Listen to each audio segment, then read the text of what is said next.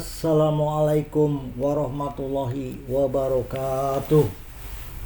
A'udzubillahi minasyaitonirrajim. Bismillahirrahmanirrahim. Alhamdulillahilladzi an'amana bi ni'matil iman wal islam wal akramana bi khilafatihi min jami'il a'lam. Asyhadu an la ilaha illallah wahdahu la syarikalah wa asyhadu anna Muhammadan abduhu wa rasuluh. Allahumma sholli wa sallim wa barik ala nabiyyina Muhammadin wa ala alihi wa ashabihi wa man tabi'ahum ila yaumidin.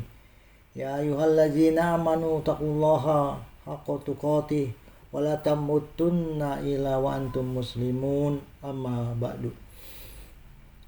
Salam sehat dan istiqomah para jamaah yang dimuliakan Allah Subhanahu wa taala. Salam sehat dan salam istiqomah para jamaah yang dimuliakan Allah Subhanahu wa taala. Ikhwan mengambil tema kullu nafsi zaikatul maut.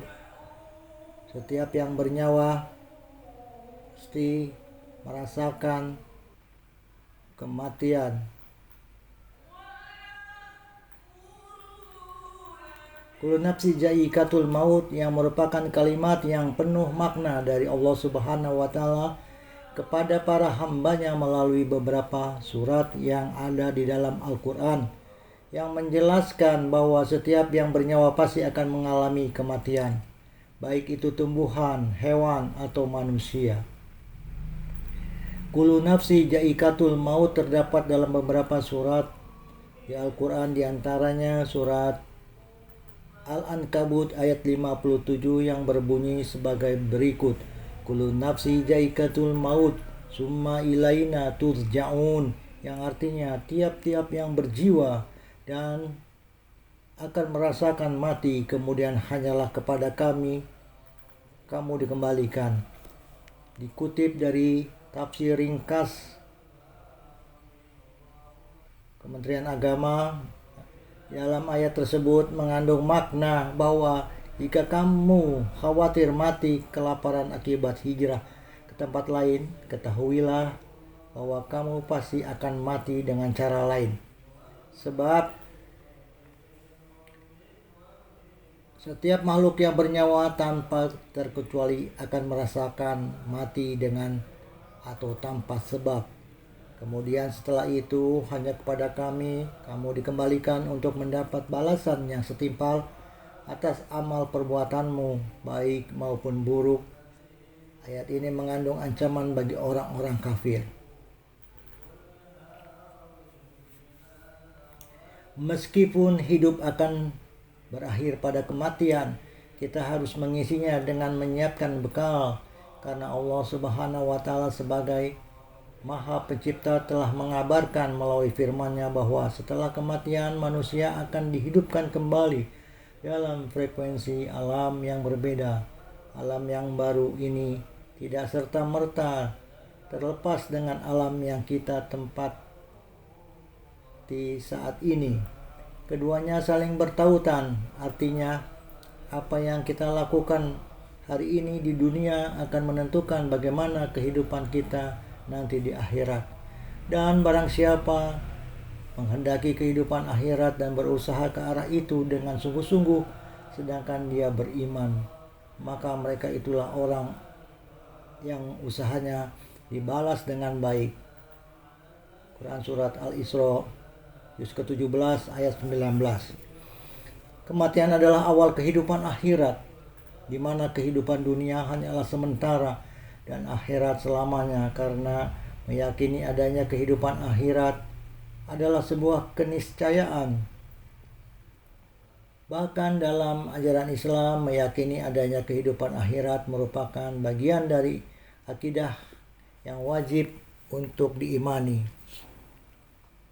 Dan sesungguhnya orang-orang yang tidak beriman kepada kehidupan akhirat, kami sediakan bagi mereka azab yang pedih. Al-Isra juz ke-17 ayat 10. Kehidupan akhirat diawali dengan kematian. Kematian itu pasti terjadi dan kematian merupakan suatu ketentuan Allah yang wajib diimani. Kematian adalah sesuatu yang tidak dapat dikendalikan oleh siapapun. Sama seperti terjadinya siang dan malam yang tidak seorang pun mampu mengendalikannya.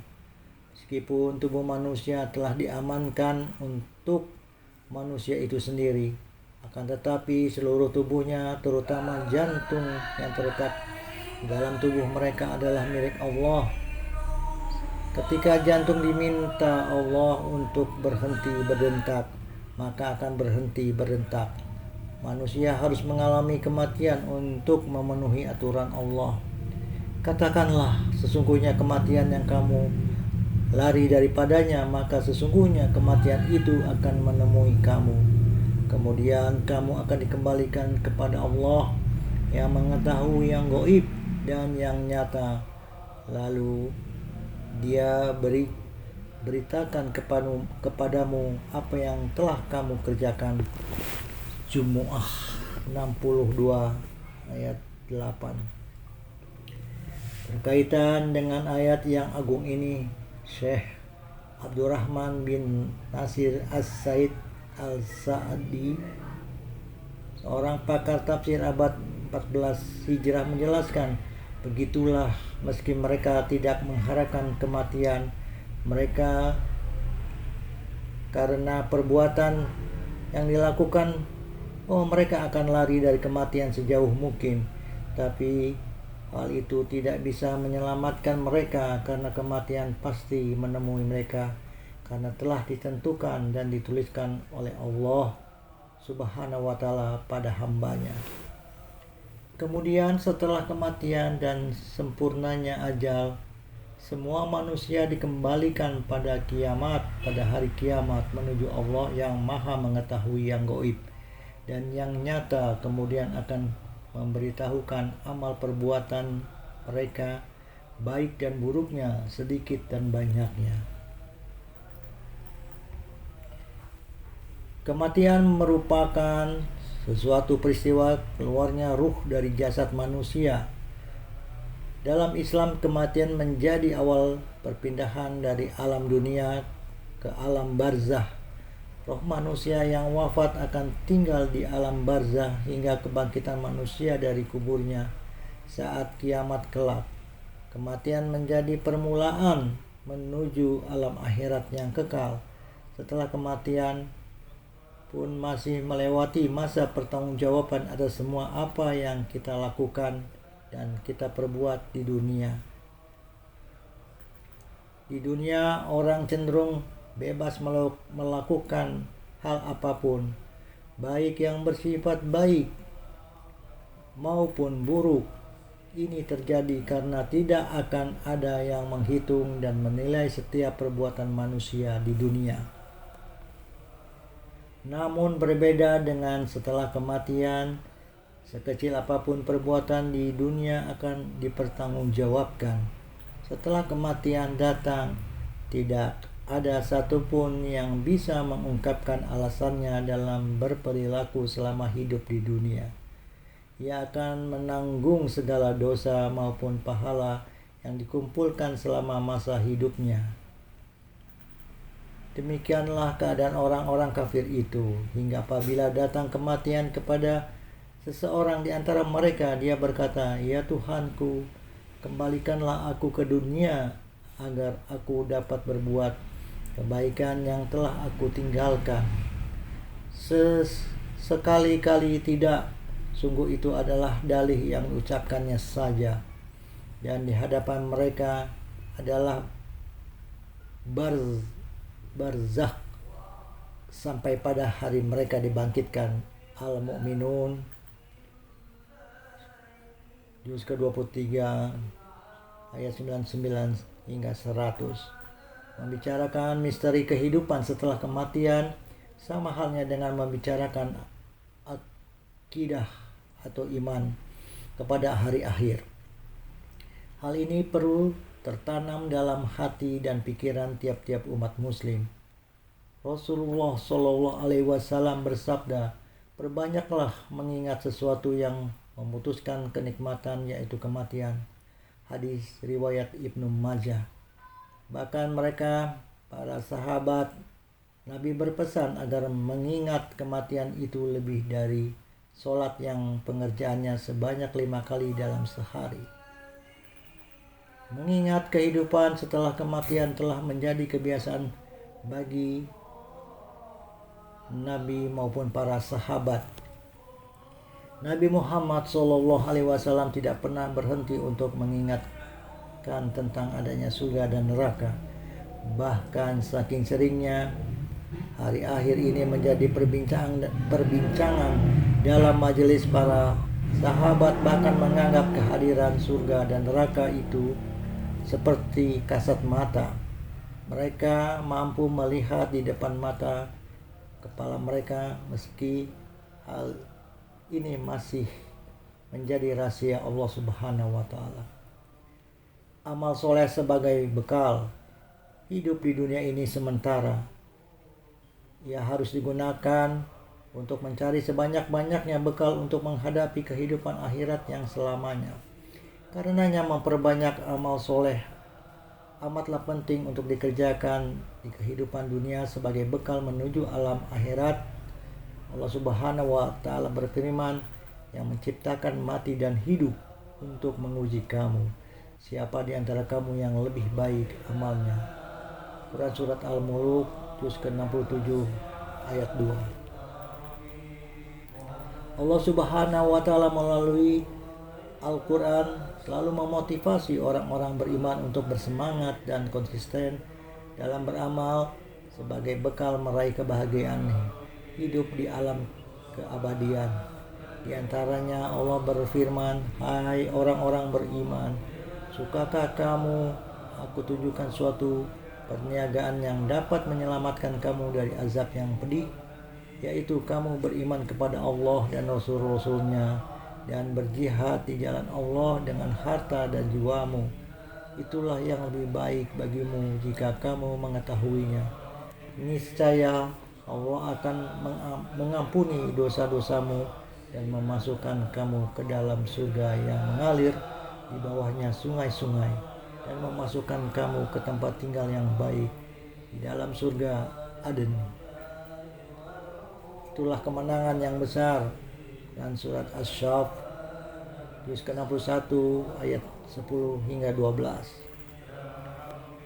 Melalui ayat ini Allah Subhanahu wa Ta'ala memotivasi seorang mukmin agar membara semangatnya dalam melakukan amal kebaikan. Ada banyak amal kebaikan yang bisa dilakukan di dunia untuk bekal menuju kehidupan akhirat. Amal soleh adalah perbuatan baik yang bernilai ibadah. Maka dari itu, amal soleh sangat luas yang mencakup seluruh perbuatan baik yang dilakukan untuk diri sendiri, orang tua, keluarga, bahkan hingga lingkungan sekitar. Amal soleh menurut Hasbi As-Siddiq ialah semua pekerjaan dan upaya berwujud tenaga, pikiran maupun harta yang memberikan kebaikan kepada diri sendiri, keluarga dan masyarakat luas. Jelasnya semua pekerjaan yang mendatangkan kebaikan baik bagi kehidupan di dunia maupun di akhirat kelak. Mengisi hari-hari dengan amal soleh sangat penting agar seseorang tidak melakukan keburukan. Pasalnya, jika sudah sibuk dengan kebaikan, maka kamu tidak akan punya waktu lagi untuk melakukan keburukan. Dengan melakukan amal soleh, seorang akan memperoleh keselamatan di dunia maupun akhirat. Amal soleh juga dikaitkan dengan amal jariah, yaitu perbuatan yang pahalanya akan terus mengalir meski kamu sudah meninggal dunia. Nabi Muhammad SAW dalam sabdanya pernah menjelaskan tentang amal jariahnya, yaitu apabila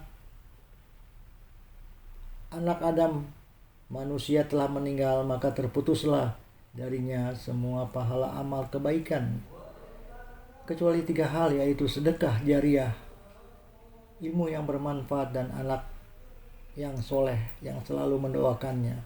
Hadis riwayat Muslim. Setiap muslim diberi kesempatan yang luas untuk melakukan amal soleh, baik mereka yang kaya maupun miskin, yaitu yang tua maupun yang muda, rakyat biasa maupun yang bertahta. Tidak ada alasan untuk enggan melakukan amal soleh. Juga tidak ada kelas sosial untuk beramal soleh.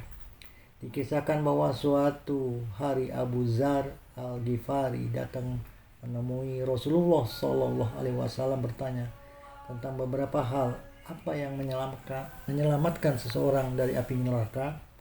Tanya Abu Dzar. Rasulullah bersabda, iman kepada Allah. Abu Dzar, wahai Rasulullah, apakah amal bersama keimanan itu? Rasulullah, engkau memberi sebagian dari yang Allah telah anugerahkan dan rezekikan kepadamu. Abu Dzar bertanya lagi, wahai Nabi Allah, bagaimana jika ia miskin dan tidak memiliki apa-apa untuk diberikan? Rasulullah menjawab, ia perintahkan yang makruf dan mencegah yang mungkar. Abu Dzar, bagaimana jika tidak dapat melakukan amal ma'ruf dan nahi mungkar? Rasulullah SAW, hendaklah ia membantu yang tidak pandai berbuat baik. Abu Dzar, bagaimana jika ia sendiri tidak pandai berbuat baik?